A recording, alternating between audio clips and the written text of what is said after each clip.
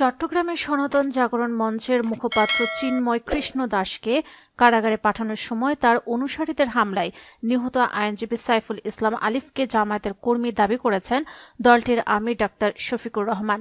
হত্যার তীব্র নিন্দা ও প্রতিবাদ জানিয়ে হত্যাকাণ্ডের সাথে জড়িতদের বিরুদ্ধে কঠোর আইনানুগ ব্যবস্থা গ্রহণের দাবি করেছেন তিনি।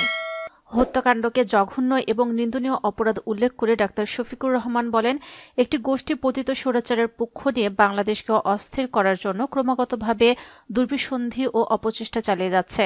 তারা উস্কানিমূলক কর্মকাণ্ডের মাধ্যমে বাংলাদেশকে অস্থির করে তুলতে চায়।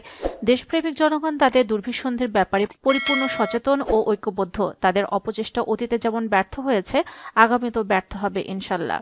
তিনি আরও বলেন, আমার প্রিয় দলীয় সহকর্মী চট্টগ্রাম জজ আদালতের এপিপি তরুণ আইনজীবী সাইফুল ইসলাম আলিফ খুনের ঘটনায় আমি গভীরভাবে মর্মাহত।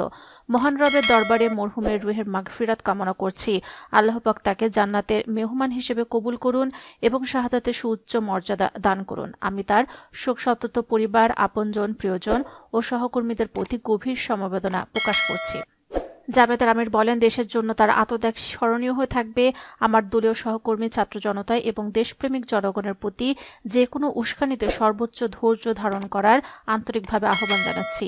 কোনো অবস্থাতে আইন নিজের হাতে তুলে নেওয়া যাবে না। মহান আল্লাহ আমাদের সহায় হন।